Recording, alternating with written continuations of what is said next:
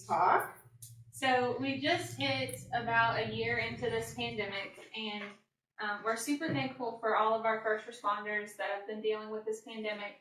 So today we wanted to talk about how it has affected our education system. So with that being said, I would like to introduce to you guys one of my very best friends, Jennifer Kirk, who is a teacher here in our community. Woo, come on, Jennifer.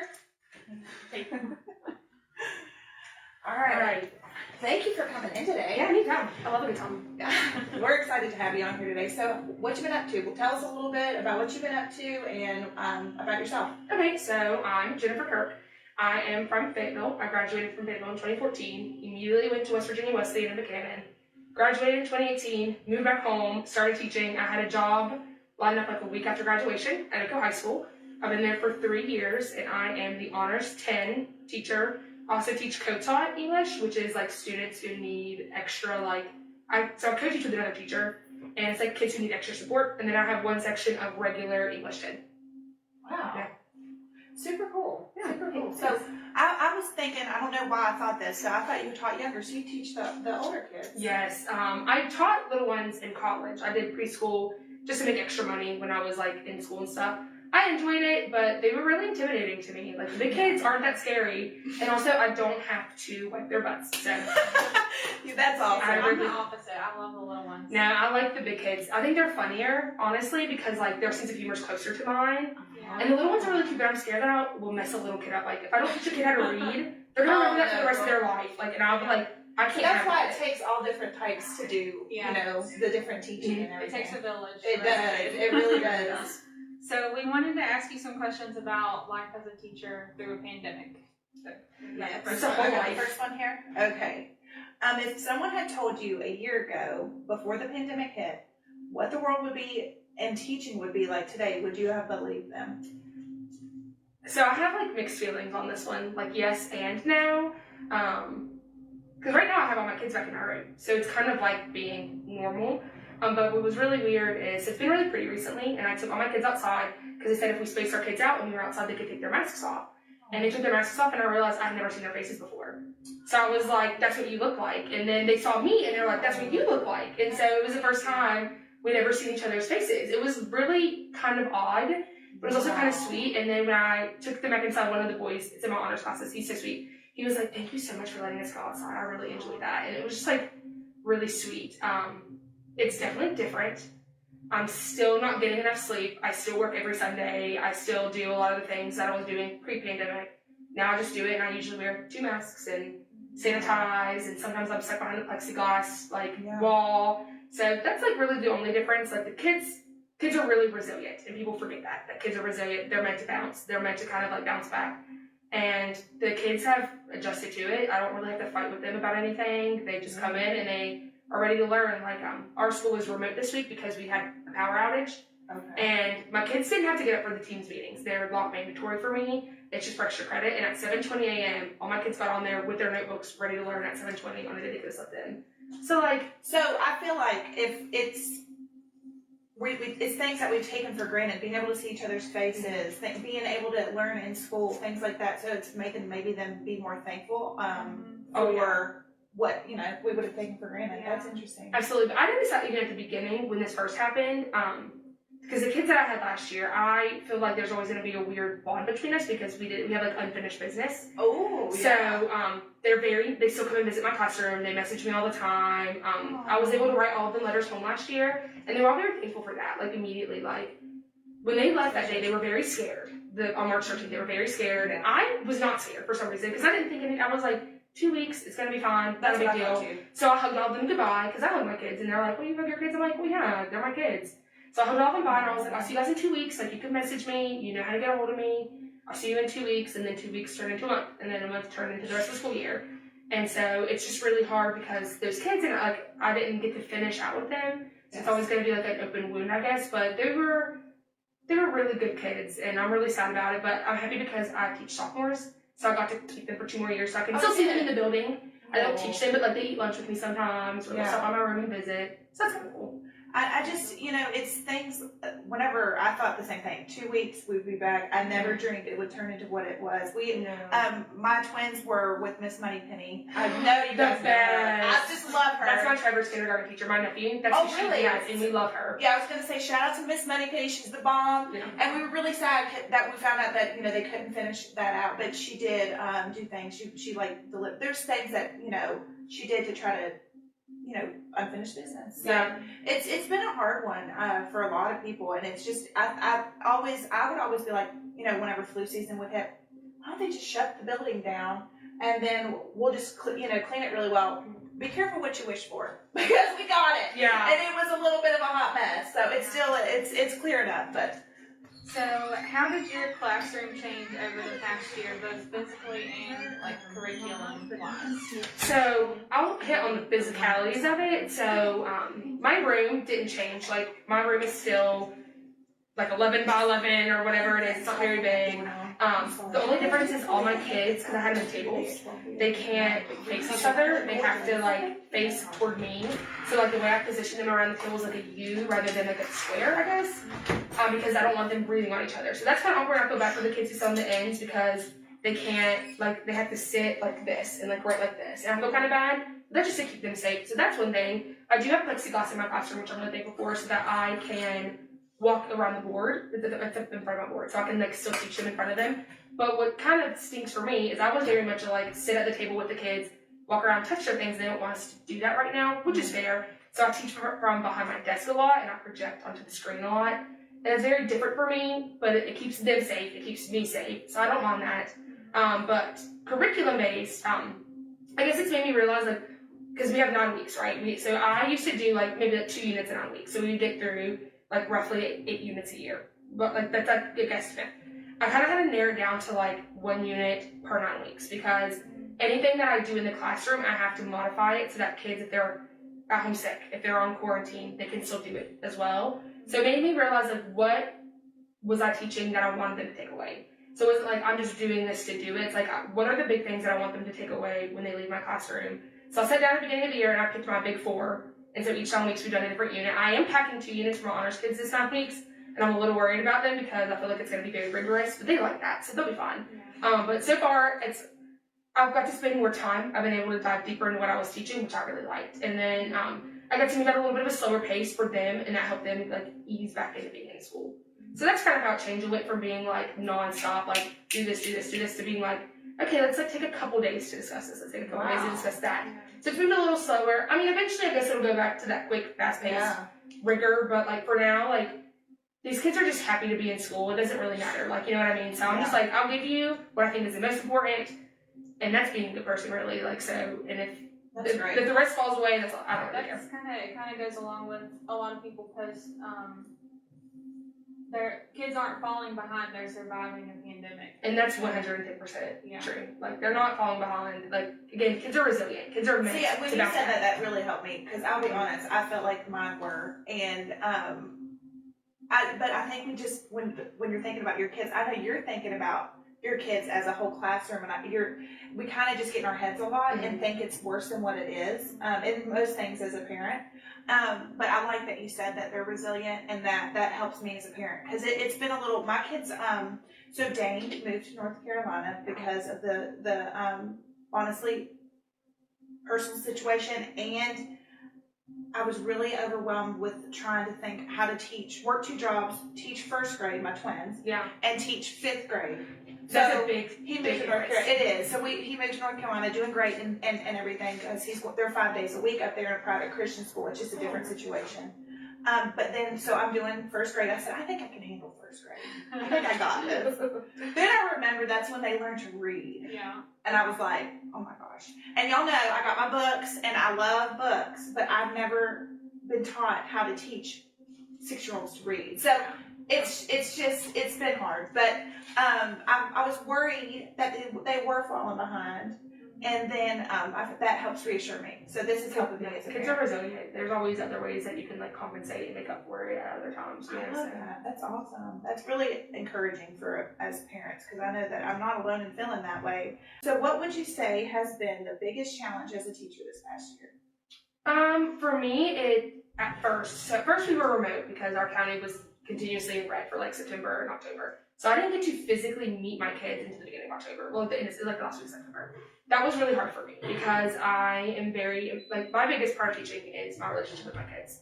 Like, because a lot of people, like, they really love their curriculum, they really love their content. Maybe they went into teaching because they had a teacher that touched their lives, which I did too, of course, but I went in for the kids. Like, I love kids, I think they're funny, I think they're honest. If I wanted to work with adults, I would have went into business, and I didn't.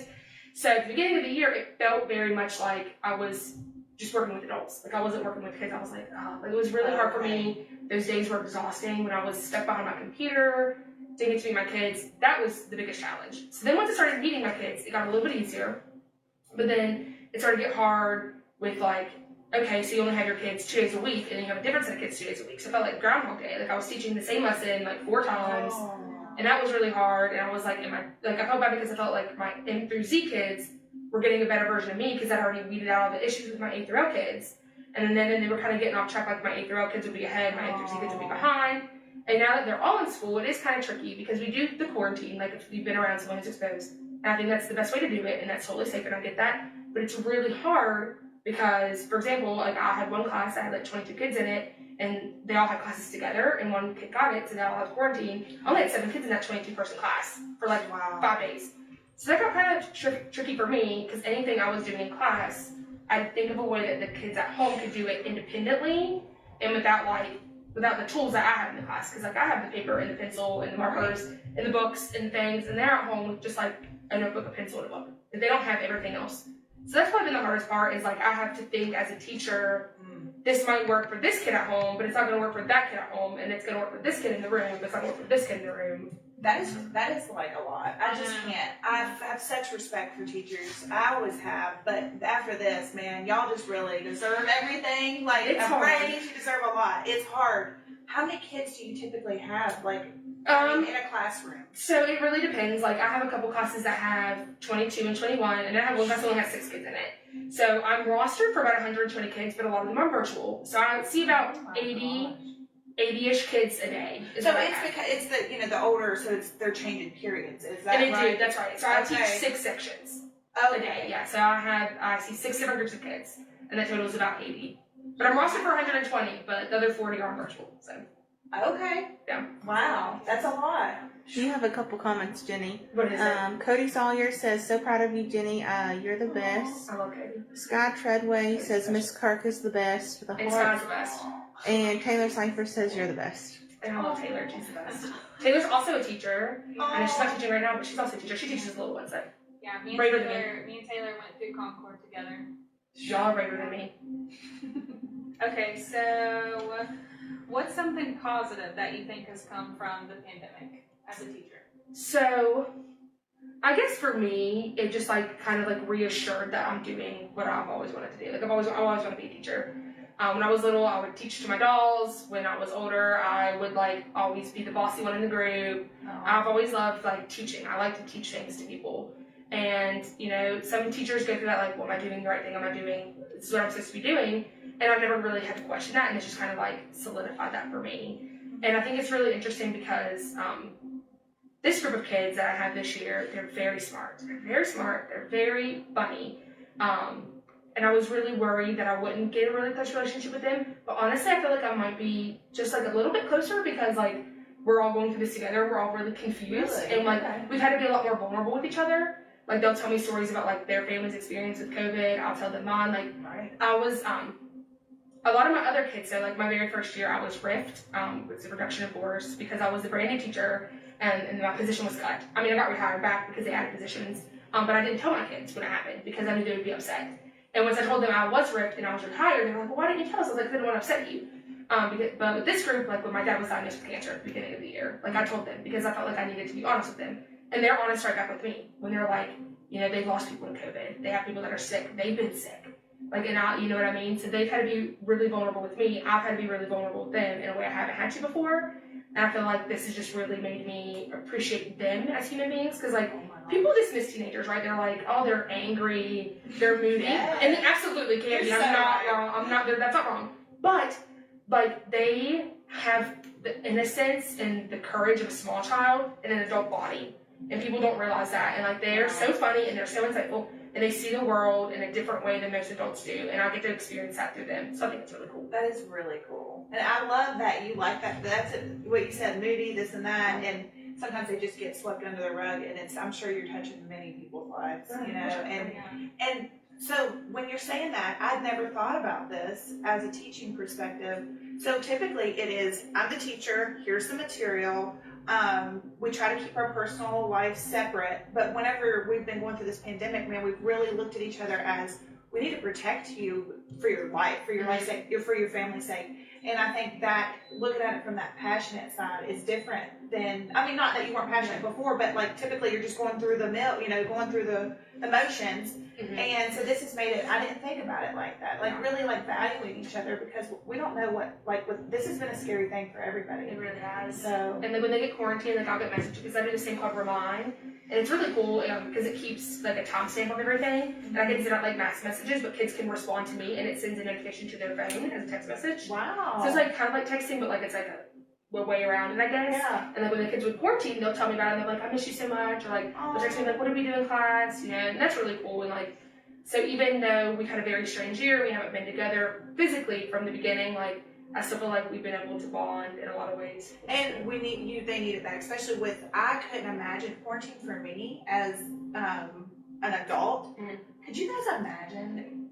We were, I mean, a kid and like having to quarantine and like having to understand that. I was social. I wanted to do stuff. I never wanted to be home. I thought about sports and like just, I hurt for those kids in sports. Oh my gosh. I'm really back to the class of 2020, and because I had a lot of kids in that group that I really loved.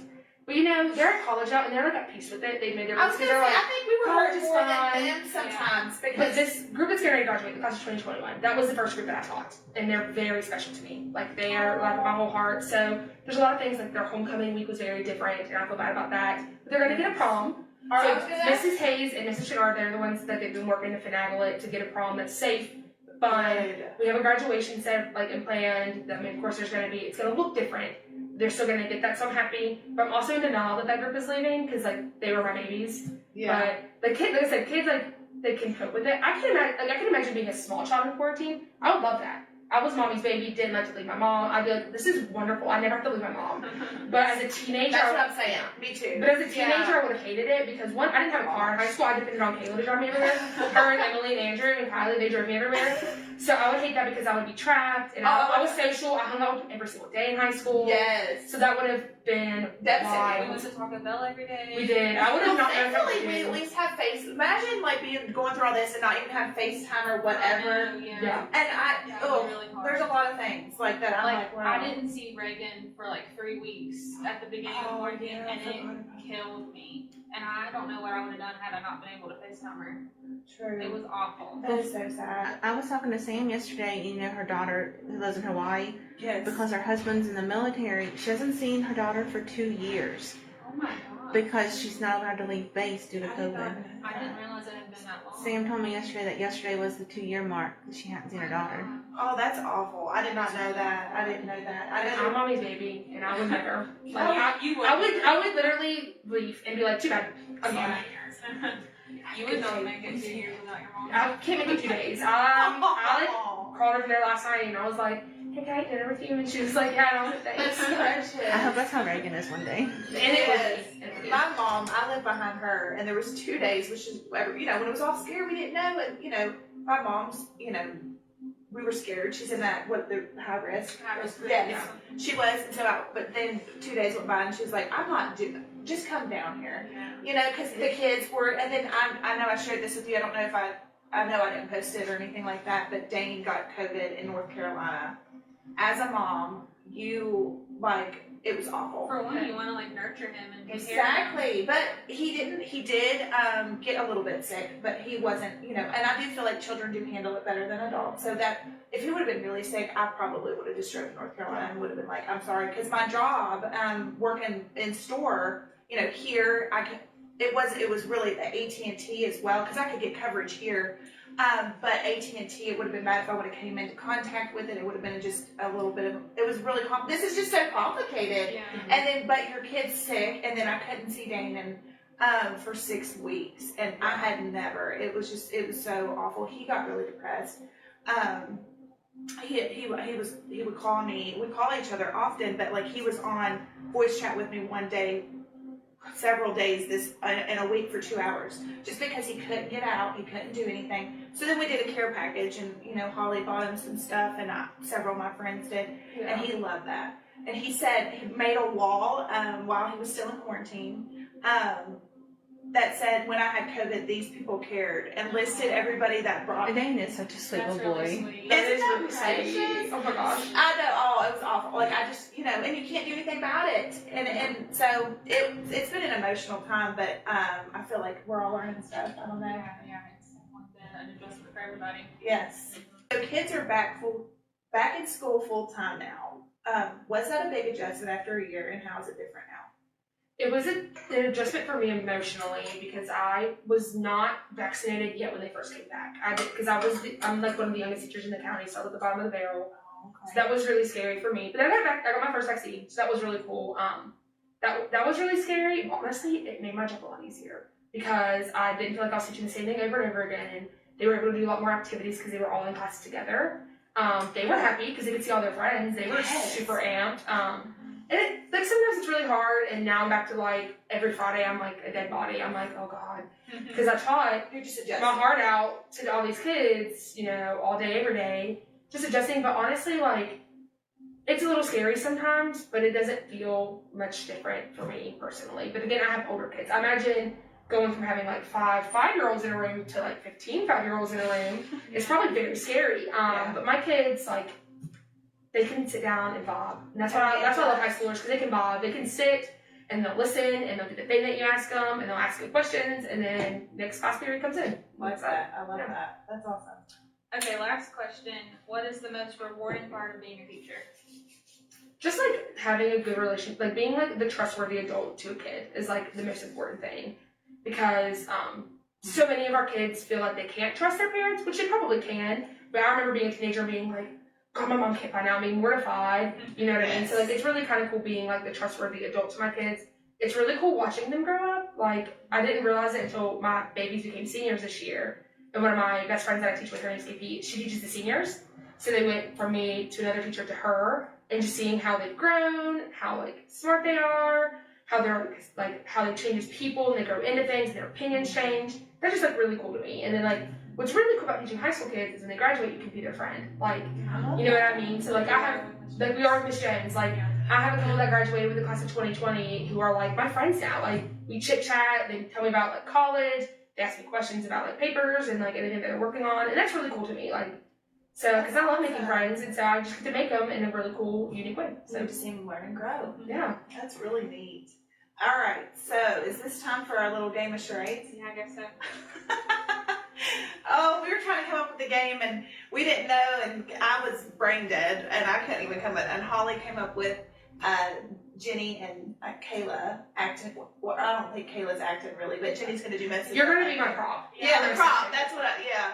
So, all right, we got some charades playing, and they are kind of, they're all based off of COVID and the quarantine. So we want you guys to watch what she's doing, and then put your guess below in the comments. They told me how tall do y'all think Jim Justice is? Put it in the comments. How tall? Do you know? I think he's 6'3".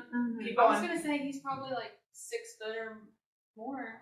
6'5". 6'5". 6'5". He is. He's a big man. 6'5". I met him he looks once. like a He's a big big guy. man. I had no idea he was 6'5", so I just thought that was a little fun Yeah, fact. that is Big Jimmy. That's what he calls himself. Big Jim. All right. Big Jimmy got big heart. Next All one. right, come on, Kayla. I'm the 4. Yeah, you're in the 4. I don't know This if is a you good can one. see me. All right, Holly, you're guessing. I'm roaring. Pretend I'm roaring. You Do we have flowers how in is this here? COVID Yeah, related? there's flowers. Is there a flower crown? Oh, a crown. Oh, Corona?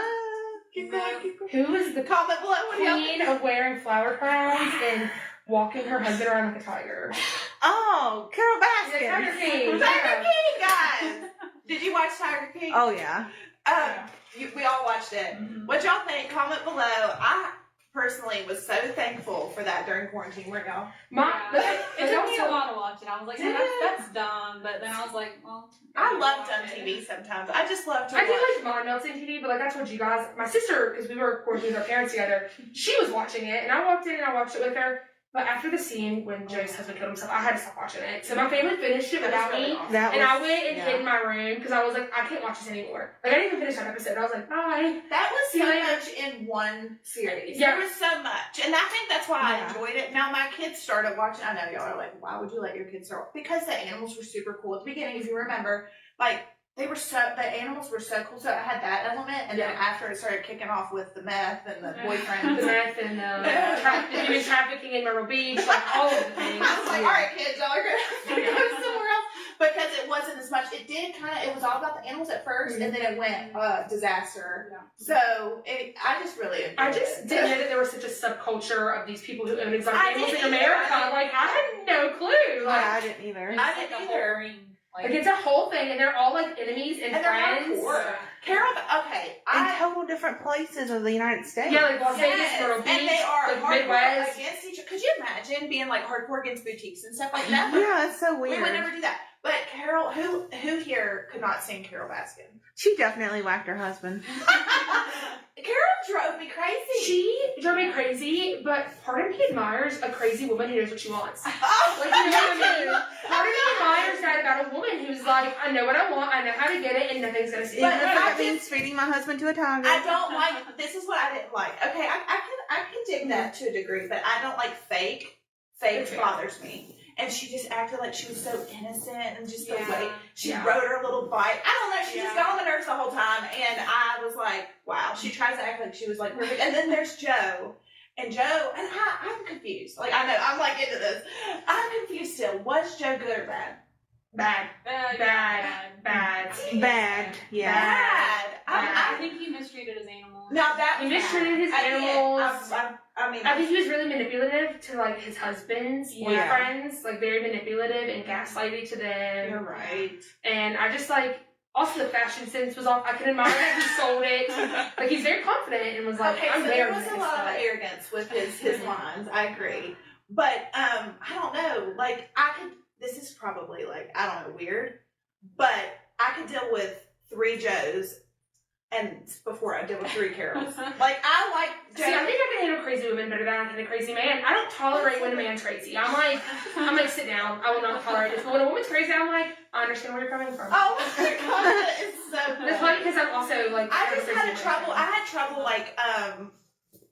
like not liking Joe for some reason. Then towards the end, I started to really see like the mistreating the animals and stuff that were coming out. People that work for him like was saying stuff. Well, he's charismatic, so like he kind of I like think you know what I that's mean. what He it has was. charisma. Because I felt the same way. I was like, well, he's not Free you Joe- know, free that Joe exotic, bad. right? Like, Yeah. I can get like he has the charisma and he's funny, whereas like Carol's kind of like cringy. It gives you secondhand embarrassment. Yeah. So like I can see where like Joe would be more likable than that, but like I said, like yeah, he was bad to his animals, he was bad to his You're boyfriends right. slash husbands. I don't know. And how he many would just had, move on but- fast. Yeah. Very fast. Like he didn't. Then he really couldn't. Look, I mean, I'm not saying, but like when your husband legit did that, like that was all. And then he like kind of made jokes at the funeral. Like that was very off-putting Yeah. to me because like it was an accident. Like what happened, it was very tragic, and the fact that like this man's mother was there, all these people there, and he was talking about like Oh yeah. a lot of really inappropriate things, Yeah. like making it more theatrical. Like, okay, this now is a y'all are funeral rather than a convincing me. Y'all are person. convincing me. Yeah. And I was just like,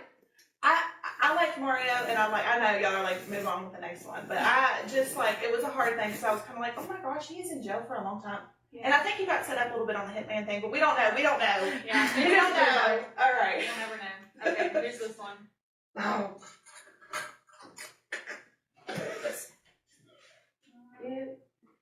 You're guessing, Holly, because Oh, kinda that's helped one me. other. I think that's something that we're going like. Okay.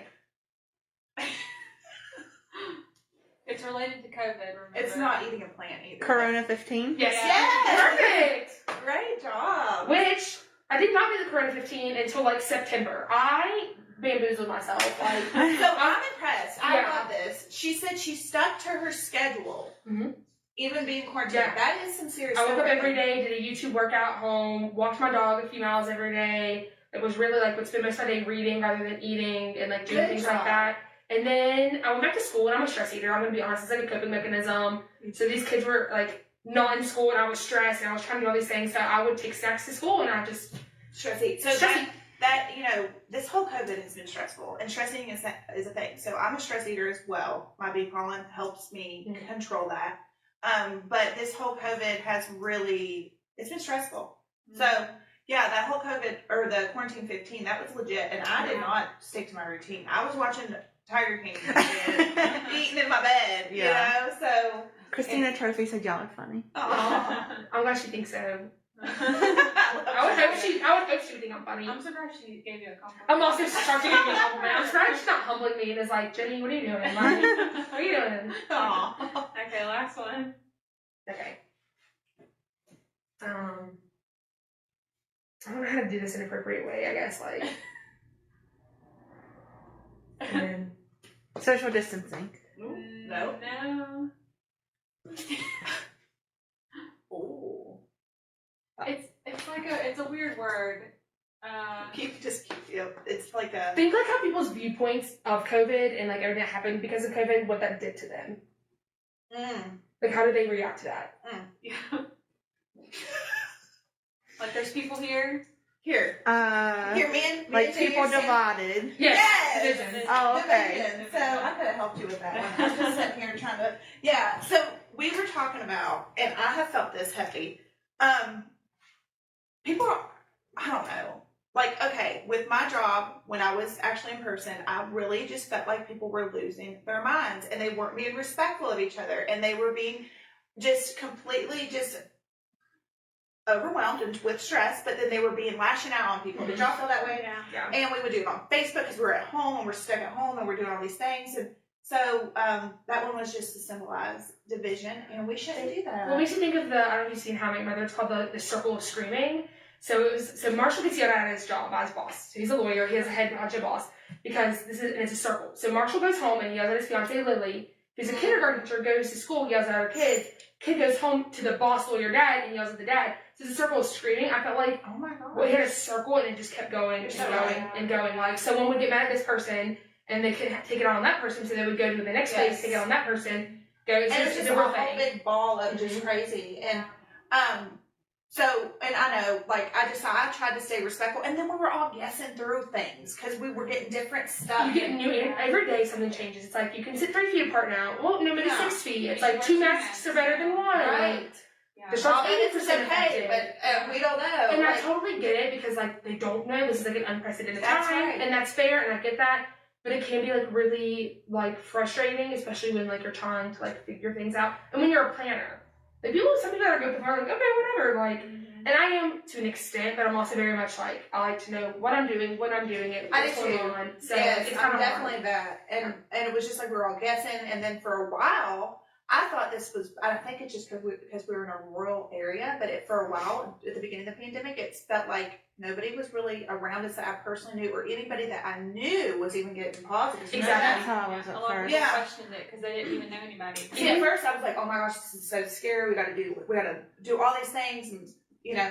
And then I was like, okay, as time went on, and you're doing all these things, and when you're an essential worker and you're out there in the hits of it. pits of it, it was like, okay, we're doing this after every single customer. You gotta think, I'm touching phones, y'all. Yeah.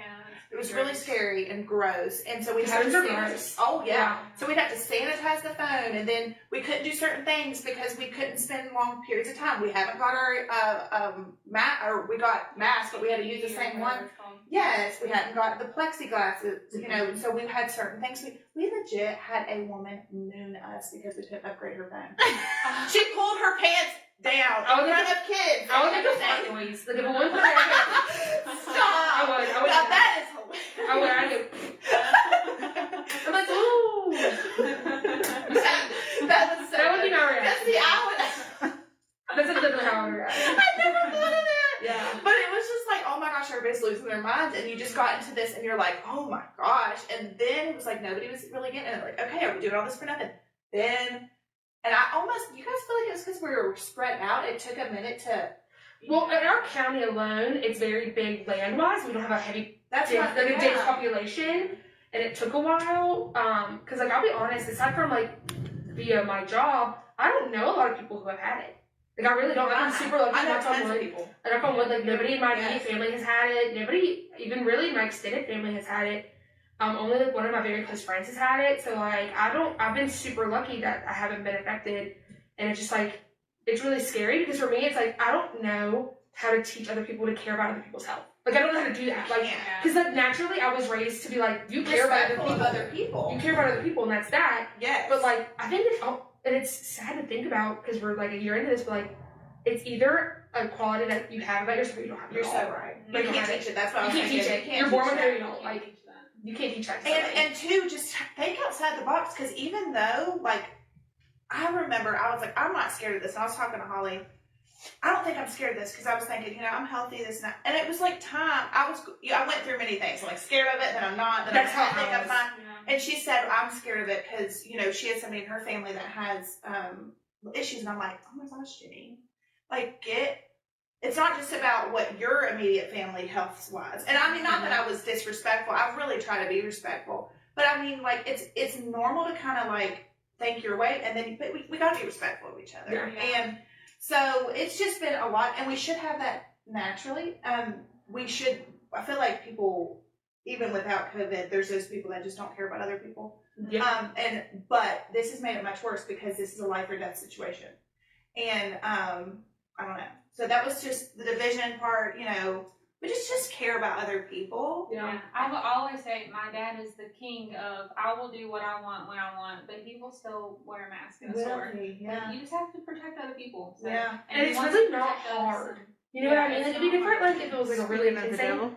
It goes on, and you wear it. Honestly, I forget mine's there 9 times out of 10. I really do. I'm like, okay. At first, I struggled with it hard. Then I would have to wear it day in, day out when I was at AT&T. And then I got used to it. And now that I'm not at AT&T and I'm working from home, I'm not used to it yet. But I'll wear it going into the store and stuff like that still. I don't know. It's weird and it's crazy. It's just like a whole new way of life. It is. But number one, let's just be respectful. I love the mask because, like I said, this is the first winter of my whole life I've never been sick. So She said that, and that was really cool. I'm super into that. Yeah. Because kids are germy and they'll give you strep throat. I had tonsils, and when I student taught, in one semester when I student taught, I had strep throat twice, don't even have tonsils. I got the flu, a viral infection, and a stomach infection in one semester. Yeah. That was 4 months of teaching, and I had 5 different things, and I had to teach through all of it. Mm-hmm. I couldn't miss anything. I missed like half a day. So I'm really glad to hear that. I mean, I'm glad to hear that is helping with that because we've all said That's a positive thing. That is a positive thing. Yeah. Well, so it's time for our highlight. I'm sure, I don't know if we're over time or what. Yeah, we're What time is it? 46 Oh my gosh. Okay, Yeah. guys, really fast. We've got some beautiful books. They're buy one, get one half off right now, usually, but we'll do 50% off of all of them. So for the next 2 days, 2 business days, so till Tuesday, Monday, Tuesday, and today. We'll just do today as well. We're open 1 to 3 today. But these are just gorgeous. I'm not going to show you the details and everything. I know you guys are busy. But they're Usborne brand, and they are awesome. I love a good book. Children's book, adult book, whatever. I really did like this one. I did want to show you this just because it kind of goes with what we're doing. Be the change, make it happen. And this is big and small ways kids can make a difference. I love this so much. It's $14.99, so what is that, like $7.50?